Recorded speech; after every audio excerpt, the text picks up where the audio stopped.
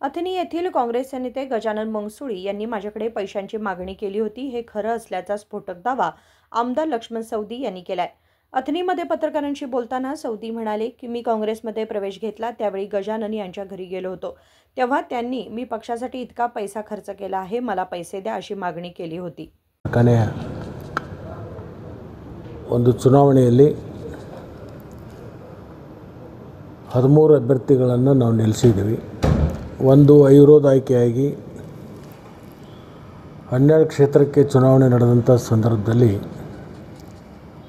ಅಥಣಿ ತಾಲೂಕಿನ ಎಲ್ಲ ಷೇರುದಾರರು ಅತ್ಯಂತ ಉತ್ಸಾಹದಿಂದ ಪುನಃ ಆಡಳಿತ ಮಂಡಳಿಗೆ ಆಶೀರ್ವಾದ ಮಾಡಿ ಅವರಿಗೆ ಮತ್ತೆ 5 ವರ್ಷದ ಅವಧಿಗೆ ಅವರನ್ನು ಚುನಾಯಿತ ಮಾಡಿರ್ತಕ್ಕಂಥದ್ದು ನಾನು ವೈಯಕ್ತಿಕ ಮತ್ತು ಅವರೆಲ್ಲರ ಪರವಾಗಿ ತಾಲೂಕಿನ ಎಲ್ಲ ಷೇರುದಾರರಿಗೆ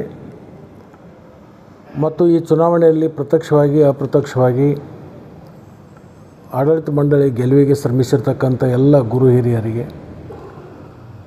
ಹಿತೈಷಿಗಳಿಗೆ ನಾನು ತುಂಬ ಹೃದಯದ ಅಭಿನಂದನೆಗಳನ್ನು ಈ ಸಂದರ್ಭದಲ್ಲಿ ಹೇಳಲಿಕ್ಕೆ ನಾನು ಬಯಸ್ತೇನೆ. ಈ ಒಂದು ಮಧ್ಯದಲ್ಲಿ ಈ ಸೋಷಿಯಲ್ ಮೀಡಿಯಾದಲ್ಲಿ ಆ ಕಡೆ ಈ ಕಡೆ ನೋಡಲಿಕ್ಕೆ ಸಿಕ್ಕಿರ್ತಕ್ಕಂಥದ್ದು ಗಜಾನನ್ ಮಂಗಸೂಳಿ ಅವರು ಒಂದು ವಿಚಾರವನ್ನು ವ್ಯಕ್ತಪಡಿಸಿದ್ದಾರೆ. ಪುನಃ ಮತ್ತೆ ಸ್ಪಷ್ಟಪಡಿಸ್ತೀನಿ, ನಾನು ಕಾಂಗ್ರೆಸ್ ಪಕ್ಷ ಸೇರಿದಂಥ ಸಂದರ್ಭದಲ್ಲಿ ಅವ್ರ ಮನೆಗೆ ಹೋಗಿದ್ದೆ. ಅವ್ರ ಮನೆಗೆ ಹೋದಾಗ ಅನೇಕ ಕಾರ್ಯಕರ್ತರು ಕೂಡ ಇದ್ದರು. ಆಮೇಲೆ ನಿಮಗೆ ಪರ್ಸ್ನಲ್ ಮಾತಾಡಬೇಕು ಅಂತೇಳಿ ಮೇಲ್ಗಡೆ ಕರ್ಕೊಂಡು ಹೋದರು. ಮೇಲ್ಗಡೆ ಕರ್ಕೊಂಡು ಹೋಗಿ ನಾನು ಸುಮಾರು 4 ವರ್ಷದಿಂದ ಸಾಕಷ್ಟು ಖರ್ಚು ಮಾಡ್ಕೊಂಡಿದ್ದೀನಿ. ನಾನು ಸಾಕಷ್ಟು ಹಣವನ್ನು ಸಂಘಟನೆಗೋಸ್ಕರ ವ್ಯಯ ಮಾಡಿದ್ದೀನಿ. ಅದನ್ನು ನೀವು ಕೊಡಬೇಕು ಅಂತಕ್ಕಂಥ ಮಾತನ್ನು ನನಗೆ ಹೇಳಿದರು. ನಾನು ಭಾಳ ಸ್ಪಷ್ಟವಾಗಿ ಅವತ್ತೇ ಹೇಳಿದ್ದೀನಿ, ಪಕ್ಷದಿಂದ ಏನಾದರೆ ವಂತಿಗೆ ಬಂದರೆ ಅಂದರೆ ಪಾರ್ಟಿ ಫಂಡ್ ಏನಾದ್ರು ಬಂದರೆ ಅದನ್ನು ನೀನೇ ತೊಗೋಬೇಕು, ನಾನಂತೂ ಕೊಡೋಕ್ಕಾಗಲ್ಲ. ಈ ಮಾತನ್ನು ನಾನು ಹೇಳಿರ್ತಕ್ಕಂಥದ್ದು. ಆಮೇಲೆ ಪಾರ್ಟಿ ಫಂಡ್ ಯಾವಾಗ ಬರ್ತದೆ ಅಂತ ಕೇಳಿದರು. ಅದು ನೀವೇ ಮೂಲ ಕಾಂಗ್ರೆಸ್ಸಿಗರು, ಅದು ಯಾವಾಗ ಬರ್ತದೆ ಅದನ್ನು ನೋಡ್ಕೊಳ್ಳಿ. ಪಾರ್ಟಿ ಫಂಡ್ ಏನು ಬರ್ತದೆ ನನಗೇನು ಕೊಡಬೇಡ್ರಿ, ಅದನ್ನು ನೀವೇ ತಗೋರಿ, ನನಗೇನು ಅದರದ್ದು ಅವಶ್ಯಕತೆಯೂ ಇಲ್ಲ ಅಂತಕ್ಕಂಥದ್ದು ಹೇಳಿದ್ದೀನಿ. ನಾನು ಅನೇಕ ಬಾರಿ ಚುನಾವಣೆಯ ಸಂದರ್ಭದಲ್ಲಿ ಯಾವ ಪಕ್ಷದಿಂದನೂ ಪಾರ್ಟಿ ಫಂಡ್ ತೊಗೊಳ್ತಕ್ಕಂಥ ಒಂದು ವ್ಯವಸ್ಥೆನ ಇಟ್ಕೊಂಡಿಲ್ಲ. ನಾನು ಹಿಂದೆ ಭಾರತೀಯ ಜನತಾ ಪಕ್ಷದಲ್ಲಿದ್ದಾಗೂ ಕೂಡ ಆವಾಗ ಮೊದಲನೇ ಬಾರಿಗೆ 1,90,000 ಪಾರ್ಟಿ ಫಂಡ್ ಬಂದಿತ್ತು. ಆವಾಗ ಅದನ್ನು ಕೂಡ ನಾವು ತೊಗೊಂಡಿದ್ದಿಲ್ಲ. ಉಳಿದು ಯಾವುದೇ ಸಂದರ್ಭದಲ್ಲಿ ಕೂಡ ಪಕ್ಷದಿಂದ ನಾವು ಫಂಡ್ ತೊಗೊಂಡು ಚುನಾವಣೆ ಮಾಡಿರ್ತಕ್ಕಂಥದ್ದಿಲ್ಲ. ಈಗೂ ಕೂಡ ಕಾಂಗ್ರೆಸ್ ಪಕ್ಷದಿಂದ ಏನಾದರೂ ಬಂದರೆ ಅದನ್ನು ನೀವೇ ತೊಗೊಳ್ರಿ ಅಂತ ಹೇಳಿದರು. ಅದರ ನಂತರ 3-4 ಸರಿ ಅವ್ರು ಕೇಳಿದರು, ಬಂತೇನೋ ಅಂತೇಳಿ. ಇನ್ನೂ ಬಂದಿಲ್ಲ, ಬಂದ ಮೇಲೆ ನಿಮಗೆ ಹೇಳ್ತೀನಿ. ಅದನ್ನು ಬೇಕಾದ್ರೆ ನಿಮ್ಮ ಬೇರೆ ಏನಾದರೂ ಲಿಂಕ್ ಇದ್ದರೆ ಮೇಲ್ಗಡೆ ನೀವು ವಿಚಾರ ಮಾಡಿಕೊಡ್ರಿ ಅಂತಲೇ ಹೇಳಿದ್ದೀನಿ. ಇದರಲ್ಲಿ ಯಾವುದೇ ಥರದ ಕಟ್ಟುಕತೆ ಅಲ್ಲ. ಇದು ಭಾಳ ಸ್ಪಷ್ಟವಾಗಿ ಹೇಳಕ್ಕೆ ಬರ್ತೀನಿ. ಇದನ್ನು ಅವನೇನಾದರೆ ಇದಕ್ಕೆ ಅಲ್ಲ ಅಂತ ಹೇಳಿದರೆ ಒಂದೇ ಜಾಗದಲ್ಲಿ ಕೂತು ಚರ್ಚೆ ಮಾಡೋಣ. ಪದೇ ಪದೇ ಲಕ್ಷ್ಮಣ ಸವದಿ ಅವ್ರ ಮೇಲೆ ಈ ರೀತಿ ಈಗ ಸದ್ಯದಲ್ಲಿ ಆರೋಪ ಮಾಡ್ತಾ ಇರೋದು ಏನಾದರೂ ರಾಜಕೀಯ ಬಹುತೇಕ ಅವರು BJPಗೆ ಹೋಗತಕ್ಕಂಥದ್ದು ಒಂದು ಹಿನ್ನೆಲೆ ಇರ್ಬೋದು. ಯಾಕಂತಂದ್ರೆ ಅವಾಗ BJP ಅವ್ರ ಜೊತೆಗೆ ಸಂಪರ್ಕ ಇಟ್ಕೊಂಡಿದ್ದಾರೆ. ಬಹುತೇಕ ಮುಂದೆ ಏನಾದರೂ ಅವಕಾಶ ಸಿಗ್ಬೋದೇನೋ ಅಂತೇಳಿ ಭಾರತೀಯ ಜನತಾ ಪಕ್ಷಕ್ಕೆ ಸೇರಿಕೊಂಡು ಸ್ಪರ್ಧೆ ಮಾಡಬೇಕು ಅಂತಕ್ಕಂಥ ಏನಾದರೂ ಹಿನ್ನೆಲೆ ಇರ್ಬೋದು, ನನಗೆ ಗೊತ್ತಿಲ್ಲ, ಅವ್ರನ್ನೇ ಕೇಳಬೇಕು. ಅವ್ರು ಹೇಳ್ತಾರೆ ಲಕ್ಷ್ಮಣ ಸವದಿಯವರಿಗೆ ನನ್ನ ಮೇಲೆ ಆಶ್ವಾಸನೆ ಕೊಟ್ಟಿಲ್ಲ ಅಂದ್ರೆ ದೇವಸ್ಥಾನ ಬಂದು ಏನು ಆಶ್ವಾಸನೆ ಕೊಡೋದು? ನಿಗಮ ಮಂಡಳಿ ನಾನು ಹೇಳಿದ್ದು, ನನಗೆ ನಿಗಮ ಮಂಡಳಿ ಆ ಸಂದರ್ಭದಲ್ಲೆಲ್ಲ ಚುನಾವಣೆ ಆಗಿ ಸರ್ಕಾರ ರಚನೆ ಆದಮೇಲೆ ಮುಂಚೆನೇ ಯಾರು ಕೊಡ್ತಾರ? ಲಗ್ನ ಆಗೋಕ್ಕಿಂತ ಮುಂಚೆನೇ ಗಂಡು ಹಿಡಿತೀನಿ ಅಂತ ಹೇಳ್ತಾರೆ ಯಾರೇ? ಸರ್, ಈಗ CM ಬದಲಾವಣೆ ವಿಚಾರ ನಡೀತಾ ಇದೆ, ಅವನು ಮುಗಿಸ್ತೀನಿ. ಚುನಾವಣೆ ಆದಮೇಲೆ ನನಗೆ 1-2 ಸರಿ ಕೇಳಿದರು, ನನಗೆ ನಿಗಮ ಮಂಡಳಿಯಲ್ಲಿ ಅವಕಾಶ ಮಾಡಿಸ್ಕೊಡ್ಬೇಕು ಅಂತೇಳಿ. ನಂದು ಸಮ್ಮತ ಇದೆ. ನೀವು ಮೊದಲು ಮುಖ್ಯಮಂತ್ರಿಗಳಿಗೆ ಉಪಮುಖ್ಯಮಂತ್ರಿಗಳಿಗೆ ಭೇಟಿಯಾಗಿರಿ, ಆ ಸಂದರ್ಭ ಬಂದಾಗ ನನಗೆ ನಿಮ್ಮ ಪರವಾಗಿ ನಾನು ಹೇಳ್ತೀನಿ ಅಂತಕ್ಕಂಥದ್ದು ಹೇಳಿ ಇಸು ಕೊಡೋಕೆ ನಾನು ನಿಮ್ಮ ಮಾಲೀಕ. ಅದಕ್ಕೆ ಕೊಡ್ತೀನಿ ಭರವಸೆ ನೀಡಿದ್ರು, ಈಗ ಉಲ್ಟಾ ಹೊಡೆದ. ನಾನು ಹೆಂಗೆ ಕೊಡೋಕ್ಕಾಗತ್ತೆ ರೀ? ಮುಖ್ಯಮಂತ್ರಿಗಳು ಪಕ್ಷದ ಅಧ್ಯಕ್ಷರು ಕೊಡ್ತಾರೆ, ನಾನು ಕೊಡೋಕ್ಕಾಗುತ್ತಾ? ಹೈಕಮಾಂಡ್ ಅವ್ರು ಕೊಡೋದು. ಹೈಕಮಾಂಡ್ ಕೊಡಬೇಕಲ್ಲ. ಹೈಕಮಾಂಡ್ ಮಟ್ಟದಲ್ಲಿ ಅವ್ರು ಚರ್ಚೆ ಮಾಡ್ಕೊಂಡು ತೊಗೋಬೇಕಷ್ಟೆ ಅವರು. ಮತ್ತು ಅವರಿಗೆ ನಾನು ಅನುಮತಿ ಪತ್ರನೂ ಕೊಟ್ಟಿದ್ದೀನಿ, ಇವರಿಗೆ ನಿಗಮ ಮಂಡಳಿ ಕೊಡಬೇಕು ಅಂತೇಳಿ.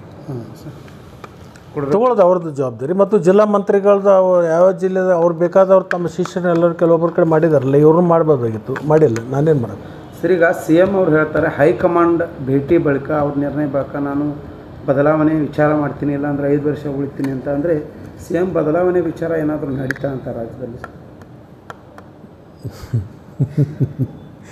ನೀವು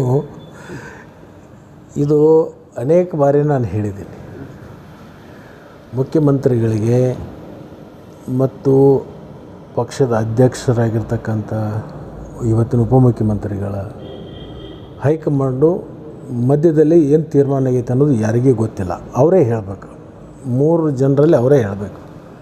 ಇದನ್ನು ನಾವು ಹೇಳ್ತಕ್ಕಂಥದ್ದು ಅಲ್ಲ. ಮತ್ತು ಹೈಕಮಾಂಡ್ ಇದ್ರ ಬಗ್ಗೆ ಯಾರಿಗೂ ಚರ್ಚೆ ಮಾಡಬಾರ್ದು ಅಂತಕ್ಕಂಥ ಆದೇಶನೂ ಕೂಡ ಮಾಡಿದ್ದಾರೆ.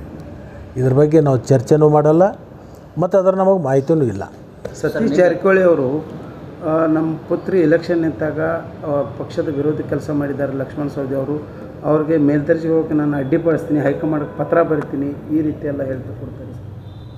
ಅವ್ರಿಗೇನು ಇಚ್ಛೆ ಇದೆ ಅದನ್ನು ಮಾಡಲಿ, ಅದ್ರ ಬಗ್ಗೆ ನಾನೇ ಯಾಕೆ ಪ್ರತಿಕ್ರಿಯೆ ಕೊಡಬೇಕು? ಸರ್ ನಿನ್ನೆ ಯತ್ನಾಳ್ ಅವರು ಹೇಳ್ತಾರೆ ಡಿ ಕೆ ಶಿವಕುಮಾರ್ ಅವರು ಮುಖ್ಯಮಂತ್ರಿ ಆಗಲ್ಲ, ಸಿದ್ದರಾಮಯ್ಯ ಅವರು ಸತೀಶ್ ಜಾರಕಿಹೊಳಿ ಅವರು ಮುಖ್ಯಮಂತ್ರಿ ಆಗಲ್ಲ, ಮಲ್ಲಿಕಾರ್ಜುನ ಖರ್ಗೆ ಅವರು ಮುಖ್ಯಮಂತ್ರಿ ಆಗ್ತಾರೆ ಅಂತ ನಾನು ಹೇಳ್ತೀನಿ ಹೇಳಿದ್ದಾರೆ ಸರ್. ಅದ್ರ ಬಗ್ಗೆ ನೋಡಿ, ಯತ್ನಾಳ್ ಪಾಟೀಲರು ನಮ್ಮ ಪಕ್ಷದವರಲ್ಲ. ನಮ್ಮ ಪಕ್ಷದವ್ರು ಯಾರಾದರೂ ಅದನ್ನು ಹೇಳಿದರೆ ಅದ್ರ ಬಗ್ಗೆ ನಾವು ಚರ್ಚೆ ಮಾಡ್ಬೇಕು. ಹೊರಗಡೆ ಇದ್ದವರು ಚರ್ಚೆ ಮಾಡಿದಾಗ ಅದ್ರ ಬಗ್ಗೆ ಯಾಕೆ ನಾವು ಚರ್ಚೆ ಮಾಡಬೇಕು? ಹೊಸ JCB ಪಕ್ಷ ಪ್ರಾರಂಭ ಮಾಡ್ತೀವಿ ಅಂತ ಹೇಳ್ತಾರೆ ಸರ್. ಯಾರು? ಯತ್ನಾಳ್. JDS BJP ಕಾಂಗ್ರೆಸ್ ಅದರಲ್ಲಿ JCB ಅಂತ ಒಂದು ಪಕ್ಷ ಸ್ಥಾಪನೆ ಮಾಡಿ ನಾವು ಅಧಿಕಾರಕ್ಕೆ ಬರ್ತೀವಿ ಅಂತ ಹೇಳ್ತಾರೆ ಸರ್. ಅವ್ರಿಗೆ ಶುಭ ಕೋರ್ತೀನಿ, ಒಳ್ಳೆಯದಾಗಲಿ ಸರ್. ಈಗ ರಾಜಕೀಯ ಹೊರತುಪಡಿಸಿ ಸರ್, ಶ್ರೀಗಳ ಒಂದು ಗುದ್ದಾಟ ನಡೀತಾ ಇದೆ. ಈ ಕಡೆ ಕನ್ನೇರಿ ಶ್ರೀಗಳು, ಅದರ ರಾಜಕೀಯ ರಾಜ್ಯ ಸರ್ಕಾರ ನಿರ್ಬಂಧ ಹೇರ್ತಾ ಇದೆ. ಅದ್ರ ಬಗ್ಗೆ ಹೇಳೋದಾದ್ರೆ ಸರ್? ಅದ್ರ ಬಗ್ಗೆ ನಾನು ಯಾವುದೂ ಚರ್ಚೆ ಮಾಡೋಕ್ಕೆ ಹೋಗಲ್ಲ. ಇದು ಸನ್ಯಾಸಿಗಳ ಮಧ್ಯದಲ್ಲಿ ನಡೀತಕ್ಕಂಥ ಒಂದು ವಿಚಾರ. ಇದ್ರ ಬಗ್ಗೆ ನಾನೇನು ಅದ್ರ ಬಗ್ಗೆ ಪ್ರತಿಕ್ರಿಯೆ ಕೊಡೋಕ್ಕೆ ಹೋಗಲ್ಲ. ಮತ್ತು ಜಾರಕಿಹೊಳಿ ಅವರಿಗೆ ಸೋಲಿನ ರುಚಿ ತೋರಿಸಿದ್ರಿ ಸರ್ ಕೃಷ್ಣ ಸಕ್ಕರೆ ಕಾರ್ಖಾನೆ ಮೂಲಕ.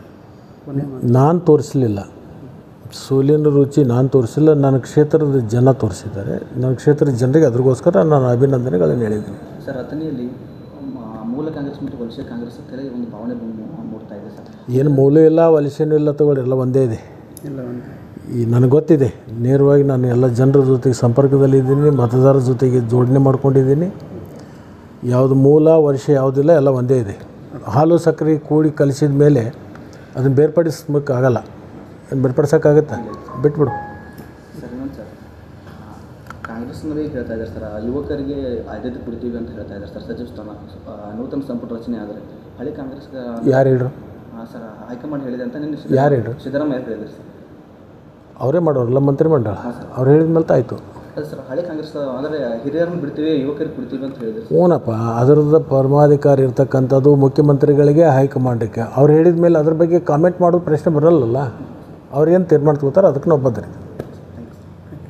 गजानन मंगसुळी यांना मी महामंडळ अध्यक्षपद देण्याचे कोणतेही आश्वासन दिले नव्हते.